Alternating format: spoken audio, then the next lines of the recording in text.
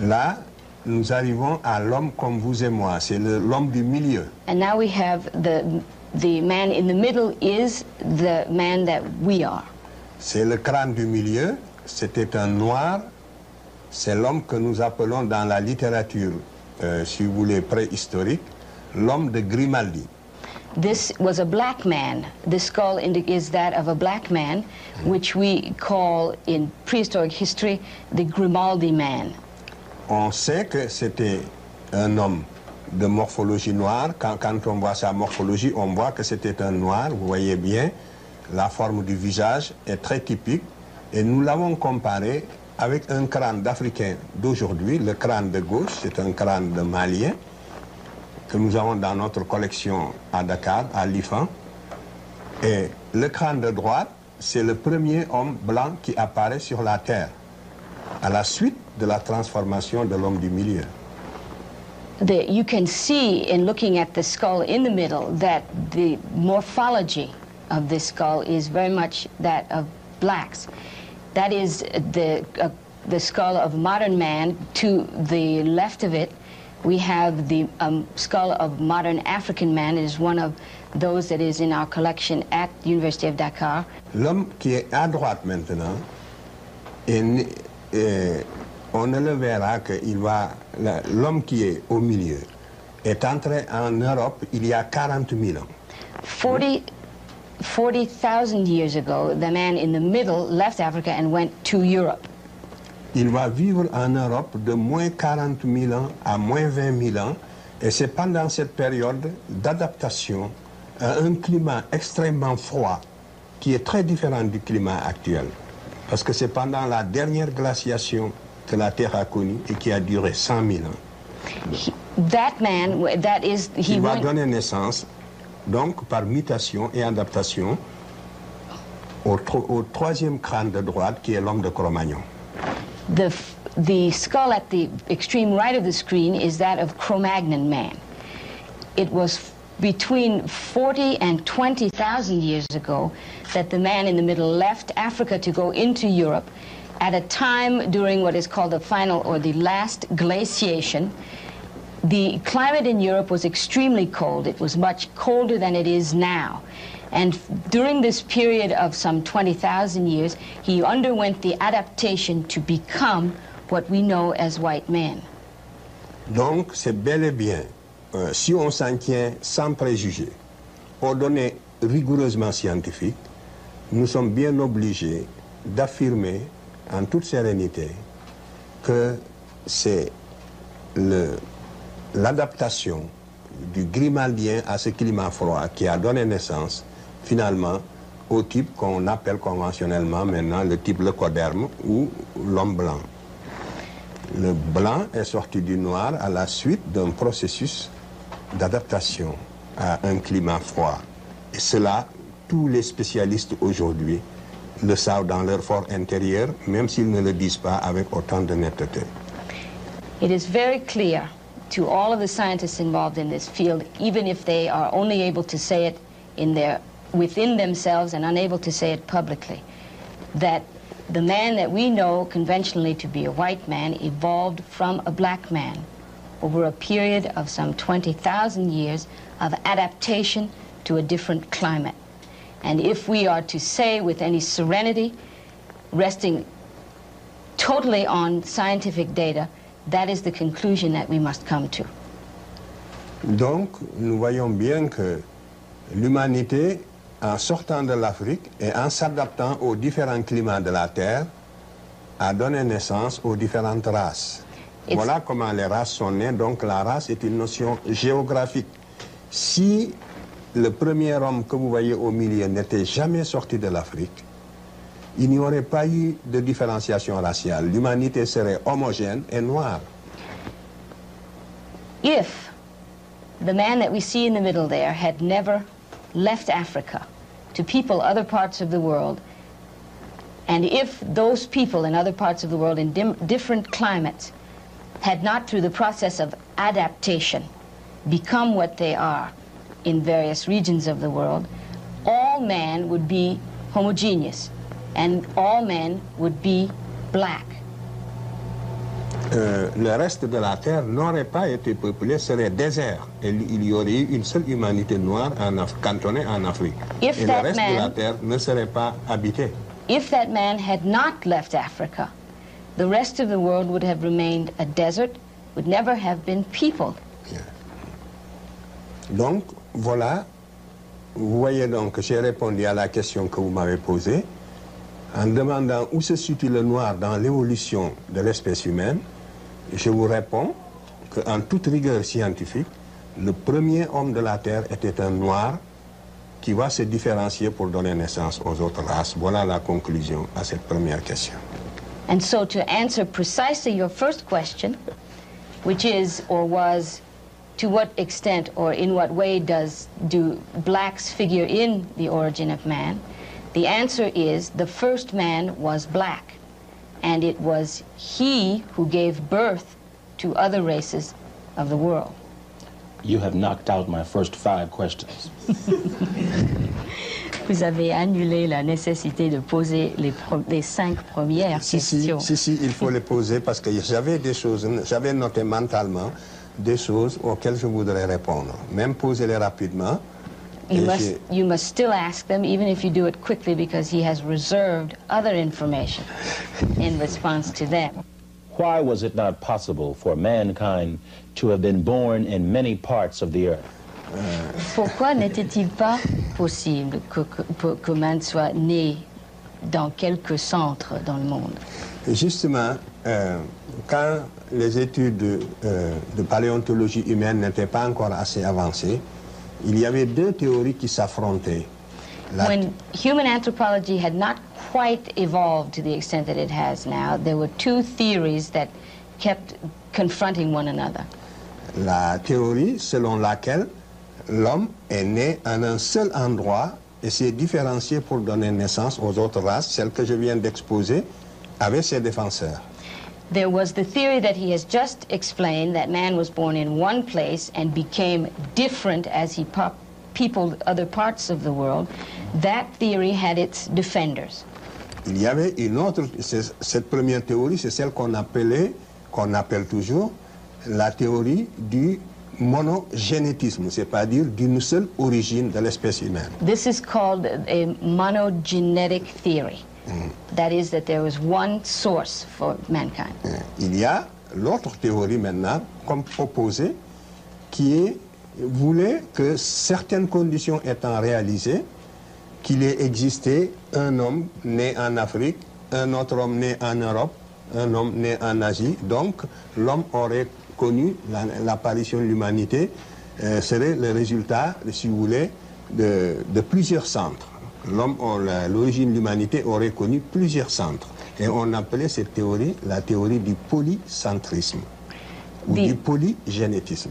The second theory is that is a polygenetic theory, which believes or contends that man was born in Africa and also in Europe and also in Asia. In other words, that there were several locations in the world where man finds his origin. Et que d'ailleurs, c'est cela qui pourrait expliquer leurs différences. And it is that explains their differences. Alors, cette théorie était même la théorie du sens commun. Je ne dis pas du bon sens, mais du sens commun. C'est-à-dire, il paraissait a priori, au premier abord, plus normal qu'il ait existé un homme au niveau de chaque continent. That theory had a certain amount of made a certain amount of sense. Not that it made good sense, but it made a certain amount of sense. It would explain that there are different peoples in different parts of the world with different characteristics. Mais lorsqu'on y regarde de près, il y a 2 faits qui sont venus infirmer cette théorie.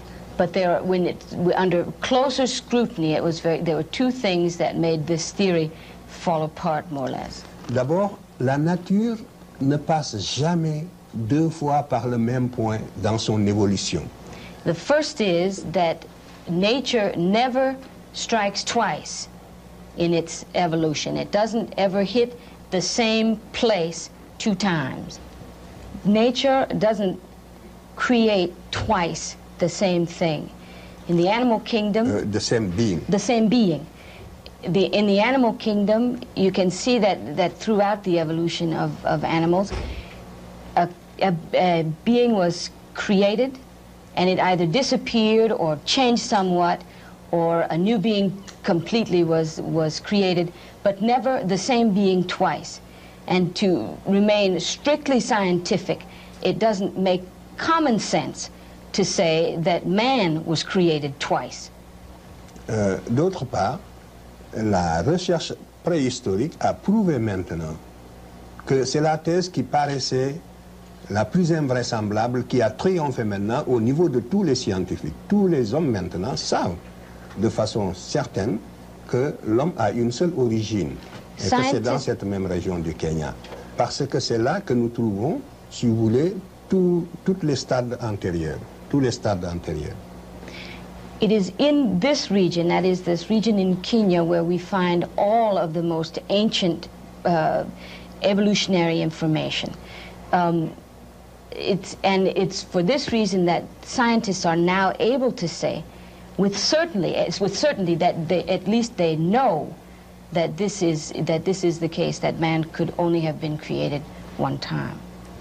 Tous les fossiles que nous trouvons à l'extérieur de l'Afrique, en dernière analyse, apparaissent toujours comme des fossiles plus récents que ceux trouvés en Afrique et qui leur correspondent.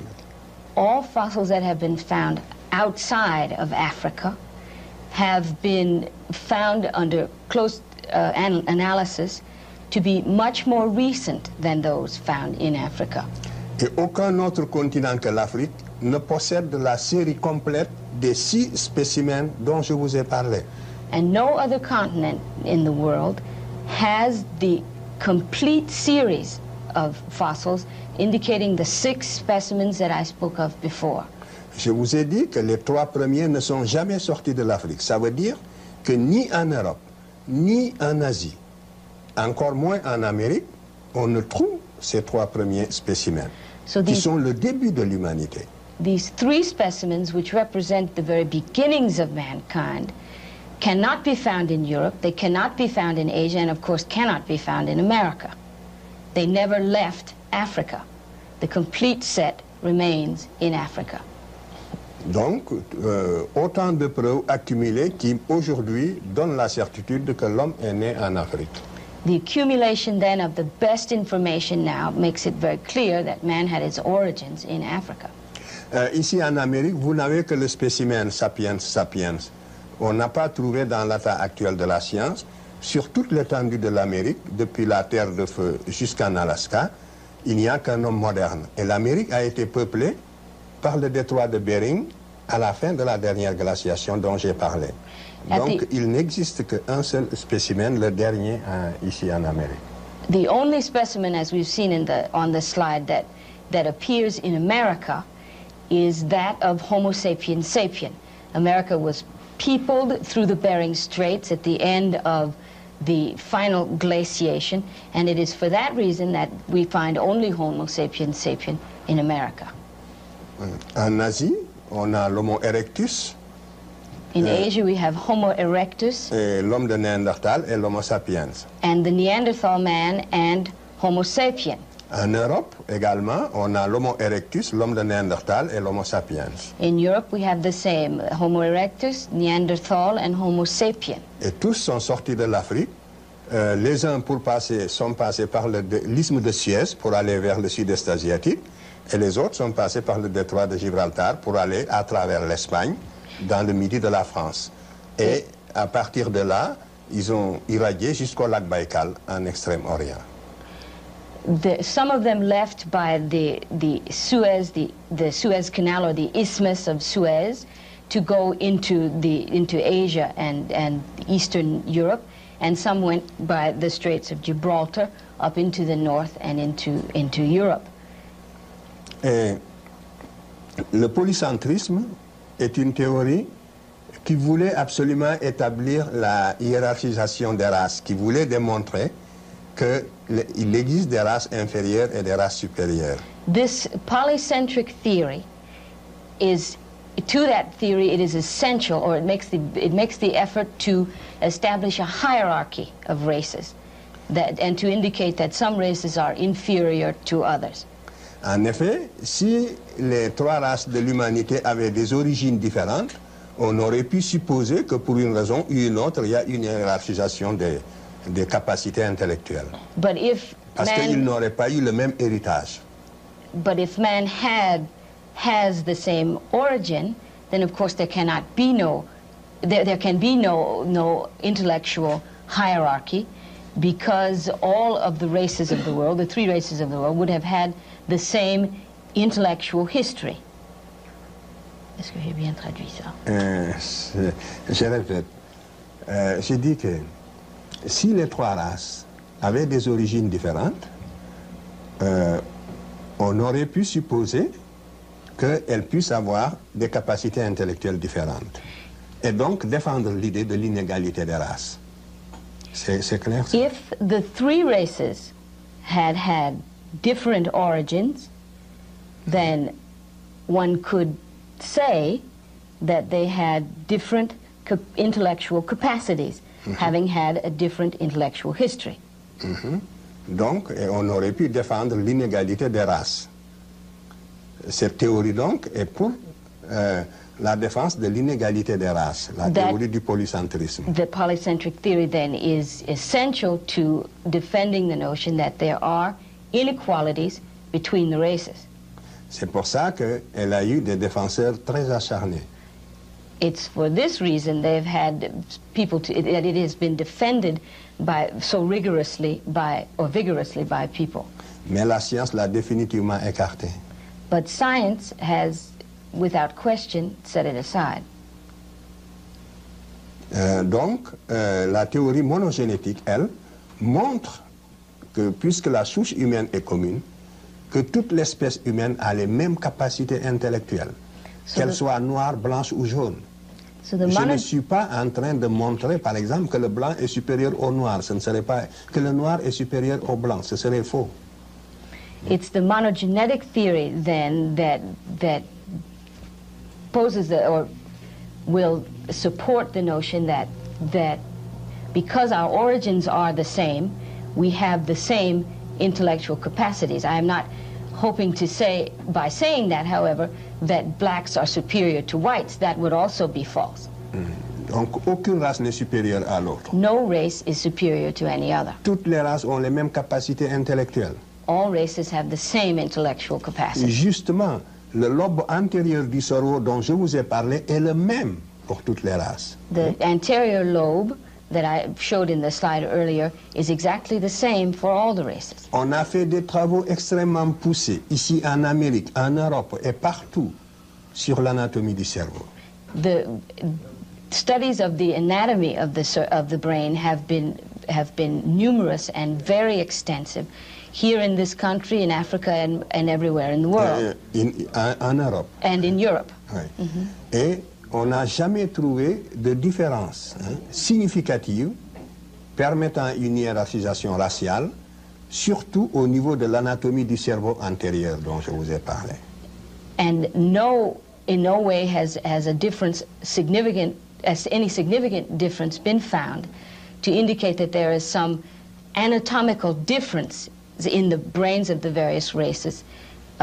Surtout au niveau du cerveau antérieur. And certainly not in the case of the forefront of the brain. Yeah. Donc, tous les biologistes savent ce que je dis en ce moment.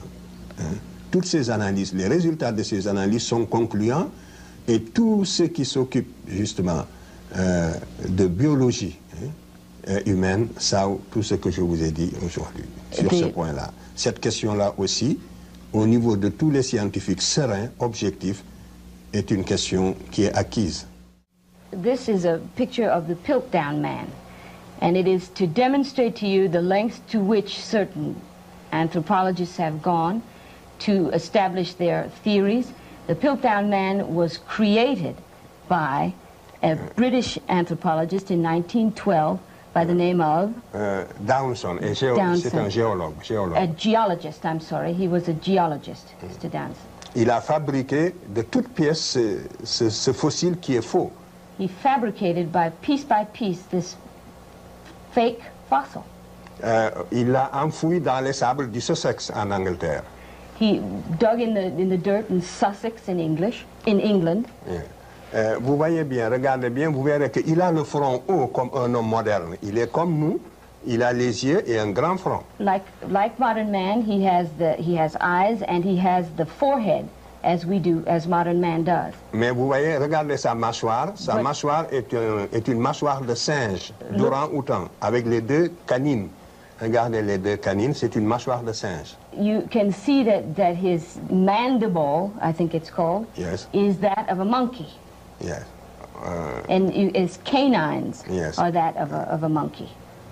C'est en 1900... Et justement, cet homme, ce spécimen, qui est un faux, avait donné naissance, dans le domaine de l'anthropologie physique, à la théorie des pré-sapiens. C'était pour démontrer que l'Homo sapiens est né en Angleterre. From this fabrication grew a theory called the pre-sapien theory, which was manufactured to establish that this man was the predecessor of modern man. Yeah. Et que donc l'homme est né en Europe. And that, in fact, man had his origins or was born in Europe. Et particulièrement en Angleterre. And especially in England.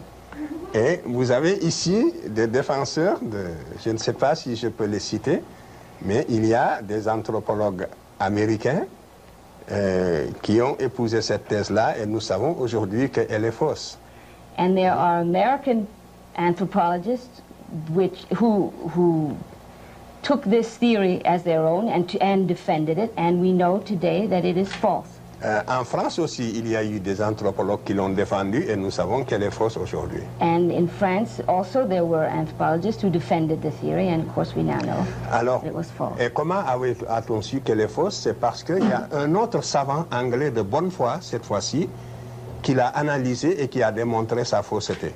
And we know that it is false, or we learned that it was false by another anthropologist, English anthropologist, who analyzed it and discovered that it was in fact a fake. C'est le professeur Oakley qui travaille au British Museum et qui a démontré la fausseté de ce spécimen en 1954.